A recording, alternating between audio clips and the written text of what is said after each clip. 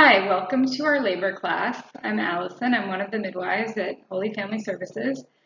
So today we're going to be talking a little bit about labor and birth, and in particular, labor and birth at Holy Family.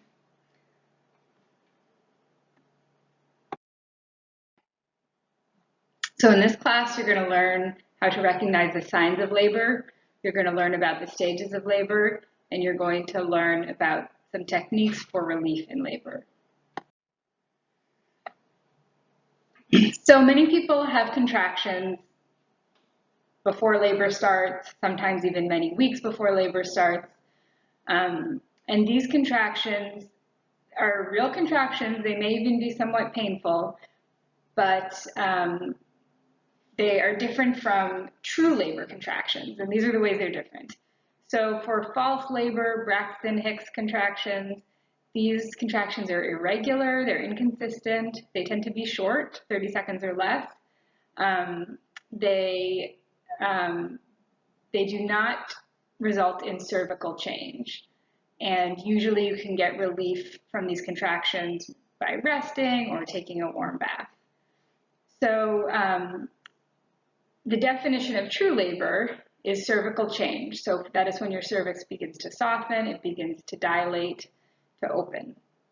So once true labor begins, these contractions are regular, they're consistent. You know, they may start maybe every 10 minutes, but they'll get to every 5 minutes and every 2 to 3 minutes. You typically feel them in your lower abdomen, sometimes in the back. These are more painful eventually than false labor contractions. And eventually, these contractions may result in your water breaking and in losing your mucus plug, although these two things can also happen before your labor begins. So once you start feeling some discomfort that you think may be labor, maybe true labor, the most important thing to do is to try to distract yourself and to try to sleep and rest. You know, it's fine to be doing stuff around the house, trying to get ready, but resting is very important too. So along with rest, hydration is super important. Contractions will be more frequent and more painful if you're dehydrated. So often when people call in early labor, the first thing we'll do is say, like, drink a liter of water. Like, this might be the real thing, but it might just be contractions due to dehydration. And if by drinking water, if you're able to space the contractions out, that means you have a little more time until you truly go into labor. Other things we'll have you do that we'll talk with you about in your later prenatal visits are certain positions to help the baby get into the right position, certain positions you can take. So those tend to be more forward-leaning positions, hands and knees, any type of position where you're leaning forward rather than reclined. Squats to get the baby's head lower. And some other things we tend to recommend are dates, eating 6 dates a day from about 36 weeks of pregnancy, and also drinking red raspberry leaf tea. There's some evidence that dates and red raspberry leaf tea help the uterus contract. So when you come to Holy Family, we want you to bring the 5 C's. A labor companion, definitely one person to be with you. This is often a partner or a mother. You may want to have both a partner and a mother, or maybe a partner and a doula. In normal circumstances, we welcome as many people as you would like to bring in labor. We welcome children and as many support people as you would like, as long as you're confident that these people are going to be supportive and create a comfortable environment for you to labor in. Right now at this moment, due to the pandemic, we are trying to limit number of visitors. So this is something we're going to be talking with you about one-on-one in your visits. But no matter what, we definitely want you to have a companion. We want you to bring anything that you need to feel comfortable, like if there's a certain pair of slippers you like, or a certain pillow you feel like you need, We provide a lot here. We provide pillows, we provide a birth ball, we provide a peanut ball, birth stool. You know, we have a lot of equipment, as well as, of course, like bathrobes, towels, gowns, anything you need to wear while you're here. But you might have certain things that would make you feel more at home, and you're welcome to bring those. Number 3 is comida, or food. We encourage eating and drinking throughout labor. We provide water and Gatorade. We do not have food here, though, so it's important for you to bring any snacks you'd like. And then after the birth, we want you to eat a high-protein meal before we send you home. So typically, the partner will go out and pick up a meal after the baby's born. Also, you need to come with your car seat. The car seat should already be installed. And, of course, a camera. Usually that's a phone for most people. And we encourage you to take pictures, videos throughout, and we are also happy to snap pictures if you would like us to do that. So the car ride, that's a very challenging part of labor for a lot of people. And where you live will sometimes factor into our decision when you call us of whether you should plan to come in right away or whether you should wait a while. Typically, you know, you don't need to be buckled in. You might want to be in the back seat, reclined,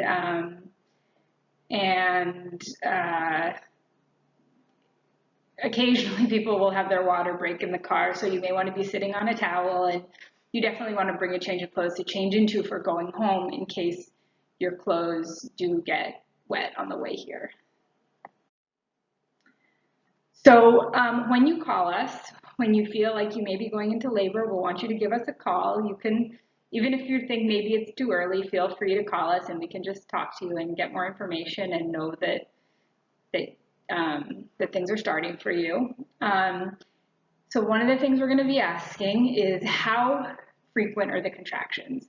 So when we ask you that, we're asking for the interval, which is the timing from the beginning of one contraction to the beginning of the next contraction. That is how frequent the contractions are. We're also going to ask you the duration. How long is the contraction? That's from the start of one contraction to the end of that contraction. So most people have apps on their phones to time the contractions.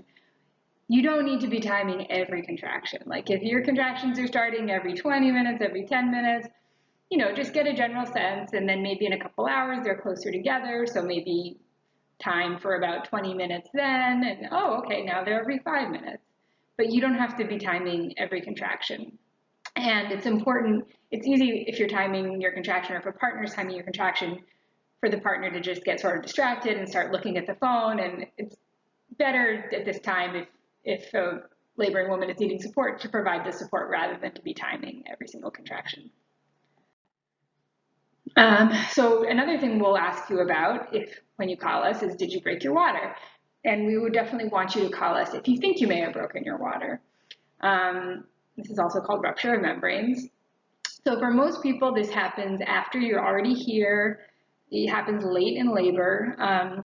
It's sometimes something we'll offer to do for you if labor is slowed and you're wanting to speed it up, but we never do it routinely, and we would never do it without asking. But if it does happen sometimes that people break their water at home, either before labor starts or maybe in early labor. So when this happens, please give us a call. We're going to ask what time it happened, how much fluid was it, what color, was it clear, was it greenish, did it have any sort of strange odor, a foul odor, and was there meconium, which is a baby pooping in utero. And if that happens, the fluid may just be like a little bit greenish, or it may be like a dark brown. And this is not always a cause for concern, but it's something we would need to know. So some danger signs. These are always reasons to call us on the 24-hour phone, not to text, definitely to call. So one of these would be a fever, which is a temperature over 100.4. Heavy bleeding, a little bit of spotting toward the end of your pregnancy is perfectly normal. Some mucousy blood, that can just mean your cervix is starting to soften. Maybe you've lost your mucus plug. A severe headache that is not helped by Tylenol, or vision changes, like blurriness or seeing fireworks. Call us with any of those concerns. So this is some information about why it's important to wait until a baby is term, which, is technically 37 weeks, but we've learned more and more that babies tend to do even better waiting to 39 or 40 weeks. And because dating is not always 100%, you could think you're 40 weeks, but you're only 39, or you could think you're 39, but you're only 38. So that is why we really don't induce people without a medical indication, and we almost never do it before 41 weeks or even later. So the reason it's so important to wait for your body to go into labor, one, labor is faster when you wait for it to happen on its own. But where the baby's concerned, the brain, the lungs, and the liver all do a lot of developing in the last few weeks of pregnancy. So inducing before a baby is fully ready can mean that a baby's brain, lungs, and liver are not fully developed. A baby born at term is less likely to have vision and feeding problems after birth.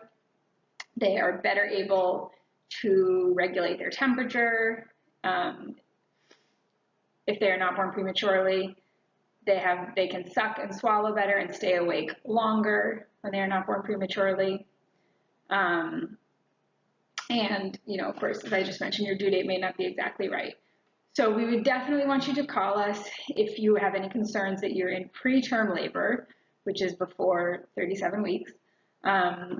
So that would be contractions as frequently as every 10 minutes.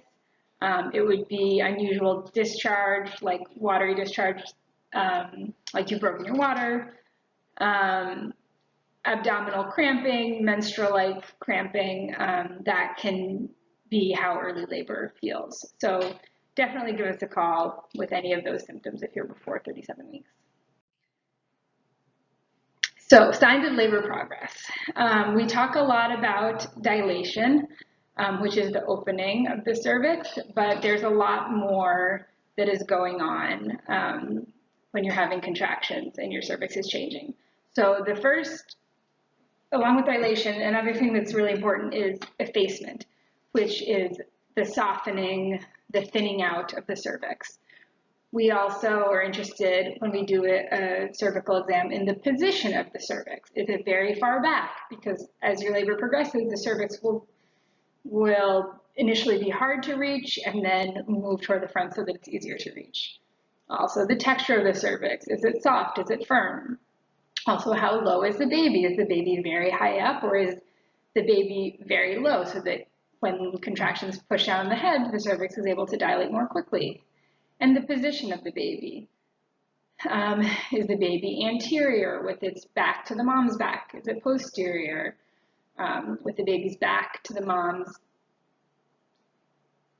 posterior with the baby's back to the mom's back, or anterior with the baby's back to the mom's belly? So, we may recommend certain positions for the mom to take based on the position of the baby. So this is an example of cervical effacement. In the beginning, you can see the cervix is not effaced. It's very long. The cervix is the bottom part of the uterus, and the mucus plug is still there. And then, as you can see in the other picture, which is partially blocked, the cervix is very thinned out. So it's not very open yet, but a lot of work has gone into thinning that cervix out. So when you come in, if we check you and you're only 1 centimeter, but you've been having contractions and they've been painful and you're very disappointed, it's not a reason, it's normal to feel disappointed, but for us, we think, oh, your cervix is already effaced. Your body has done a lot of good work already. Here's another depiction of effacement and also of dilation.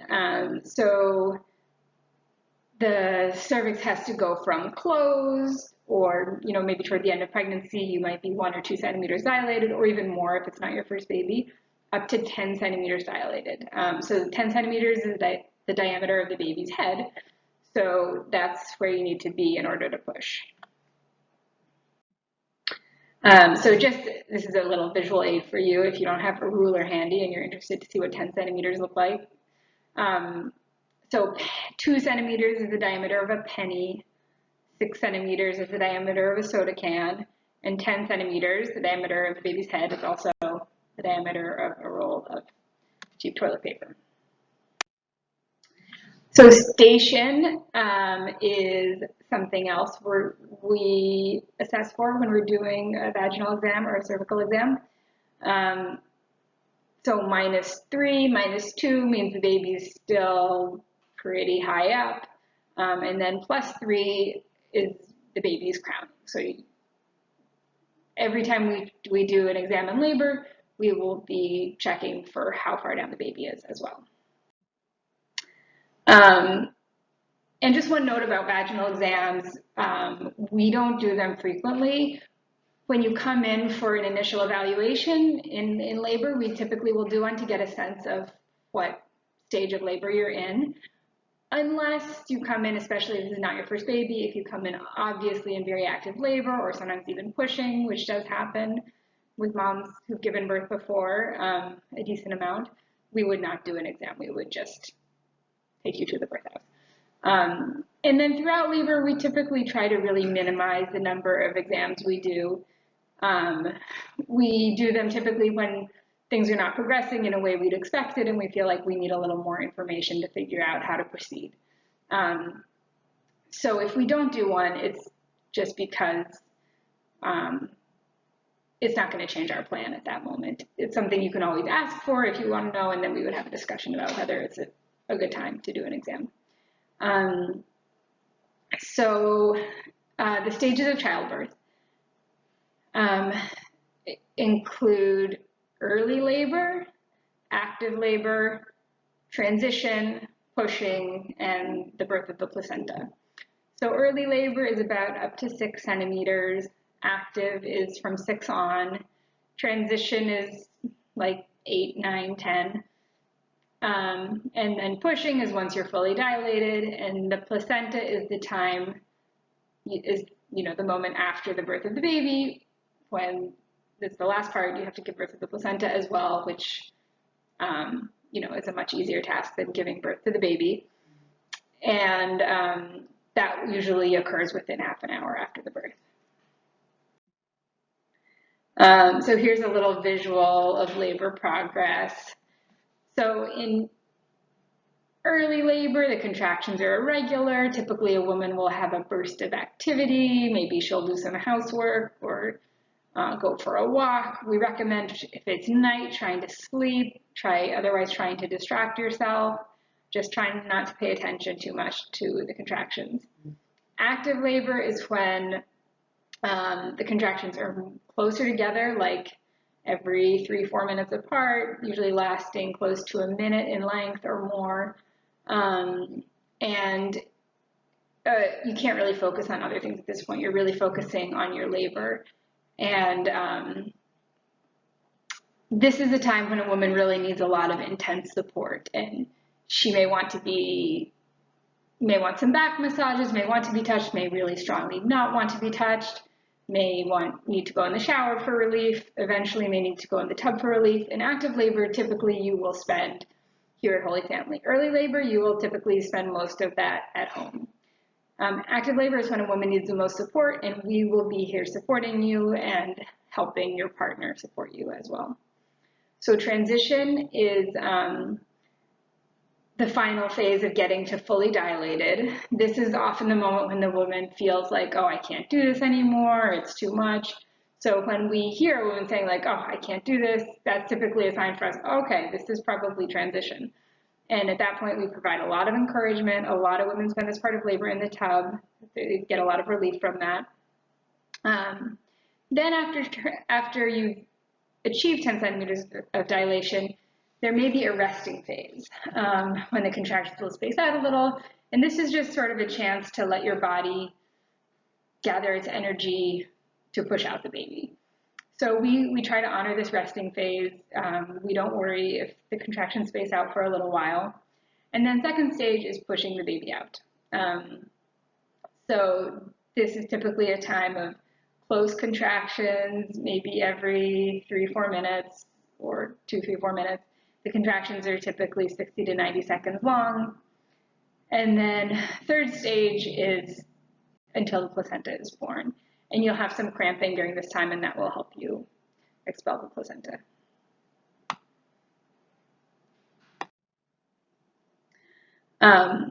Okay, so here's just a little more detailed information that I just mentioned.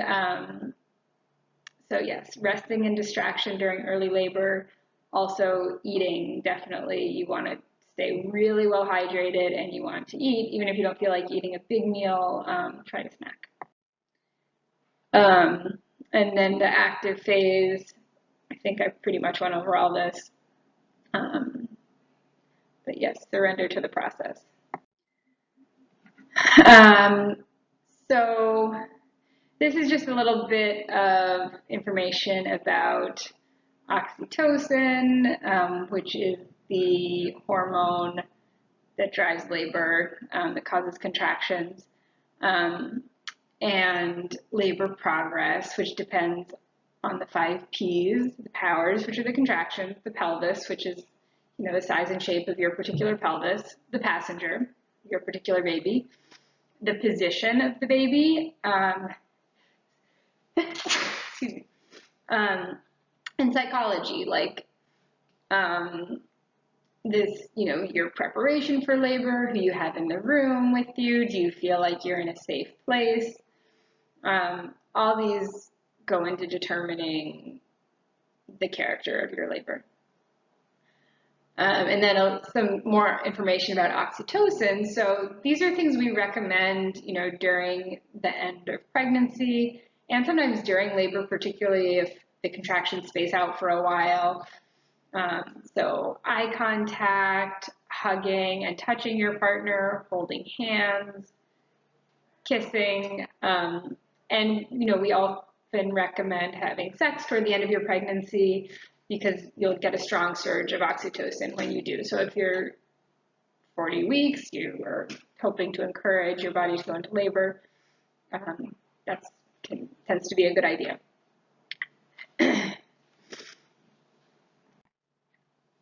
So transition, as I said before, this is when women often say, I can't do it anymore. They often sweat, they may feel shaky, they feel a lot of pressure. A woman needs very intense support during this time from her midwives, from her partner, from any support people who are in the room.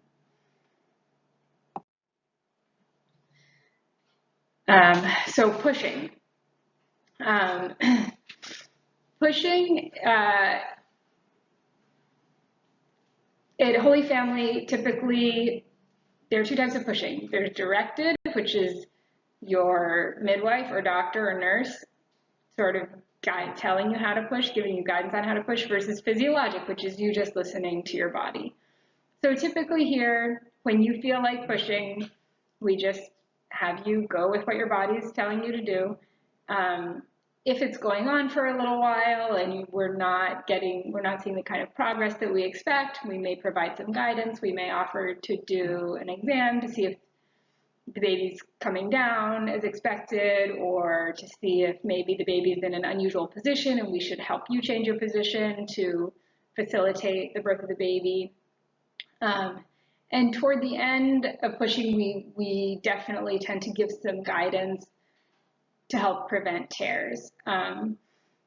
So, if you're pushing very effectively and we feel like the baby is going to come out very quickly, we might have you try to breathe through some of the contractions, try to slow things down a little to give the baby a little more time to come down and hopefully prevent any tearing. We also have you push in different positions. Some people will push in the tub, but after a while, if you're not making the kind of progress that you'd like, we might have you come out of the tub. If you're lying down, we might have you squat. If you're squatting, we might have you lie down. There are a lot of different options, and how you push will depend on your particular labor and your preferences. So this is the moment of birth, and many of our clients here want to have a water birth, and that's great. We definitely encourage that if that's what you'd like.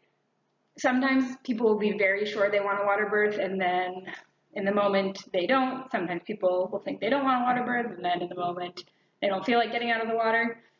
And we just follow your lead. The only exception is if we are concerned that the baby's going to need a little more assistance being born, we might have you come out of the tub so that we are better able to facilitate the birth of the baby. So if we suggest that, we will tell you at the time and we'll tell you why we're doing it. But otherwise, most of the time we're just able to follow your lead and have you give birth according to what's most comfortable for you. So with a water birth, in the first moments, we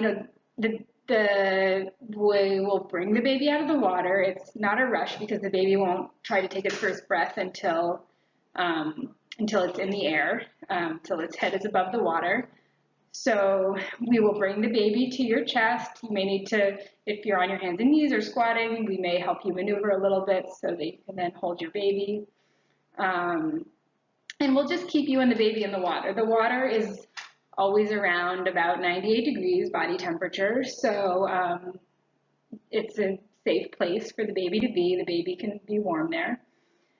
And we'll just dry the baby off and make sure, it's transitioning well to breathing outside.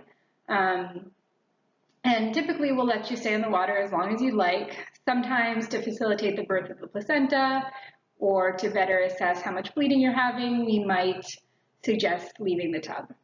But typically, you'll just stay in there for as long as comfortable, and then we'll help you out, dry you off, and move you to the bed. So the golden hour, or really the golden 2 hours, is the time directly following the birth of your baby when the best thing for you and the best thing for the baby is for you to be holding the baby skin to skin in your arms on your chest. So during this time, we try not to we don't do anything unnecessary to separate you. We typically delay the newborn exam till after the first 2 hours. If there's any suturing, we may, if we're able to do it quickly with the baby in your arms, we may try to get that done soon, or we may wait till after the first hour or so. And we just encourage you to be in bed, holding the baby. Your partner can be right next to you, or any other support people you'd like. And this facilitates breastfeeding. It helps the baby regulate breathing and regulate temperature. So I mentioned oxytocin a little bit before. The biggest dose of oxytocin you'll ever get in your life is with the birth of a baby. So many women have a very euphoric feeling after birth, but not everyone does. So sometimes it takes the woman a moment, especially if she's had a longer, more difficult labor. And some women don't even feel that intense connection immediately. So there's no wrong or right way to feel with your birth. But this is just a depiction of how many women do feel. So we do not cut the cord immediately. We wait until the cord stops pulsing to give the baby its full oxygen, full blood supply to prevent anemia. And then when the cord stops pulsing, often after the placenta has already been born, we will cut it. We always offer to the dad or another family member to do the cutting if you'd like, and we'll help you with that. And then after the birth of the placenta, we will be frequently feeling your uterus, making sure it's nice and firm, and that tells us that it's well contracted, and that will help you bleed less. So this is for the women watching this video, but especially for their partners. So a woman needs a lot of support in labor. She needs a lot of love. She needs all the people around her to be just there solely to support her and ideally supportive of her decision to have a baby outside of the hospital. She needs to feel safe. She will need to surrender to the process, which she can do much more easily if everyone around her is supportive. She needs to be an active participant in her own labor.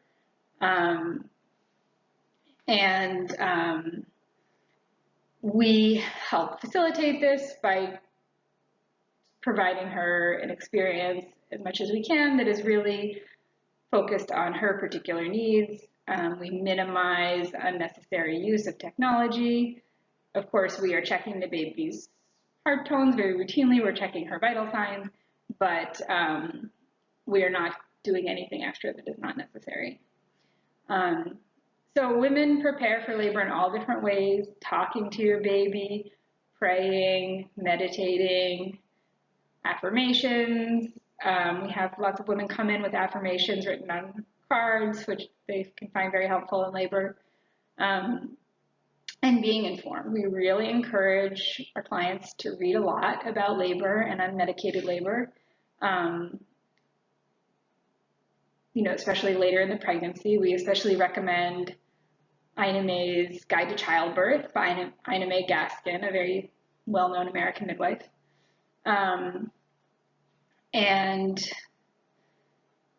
Okay, so these are all things that you can do to prepare for your labor.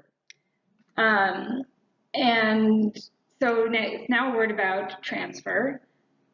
Out of hospital birth is only safe when there is a good, safe plan to transfer a woman should a problem arise that needs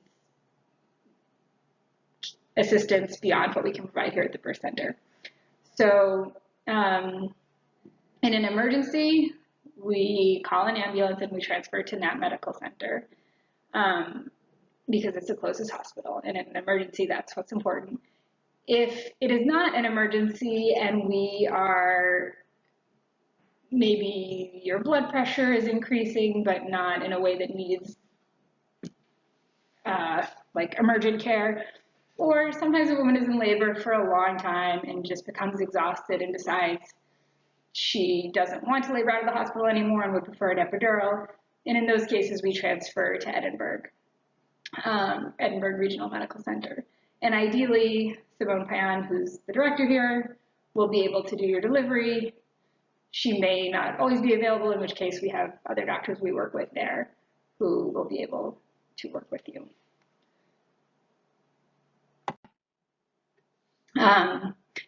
So to review some coping strategies, most women, some women may really want to be left alone, especially in early labor, but most women will want some people around them providing support. So you need a good support person who's going to be able to do that. Lots of women like to hire a doula, who is someone who's an expert in providing labor support. She's not a clinician, but is an expert in support. And if you'd like a recommendation for a doula, we have people we can recommend.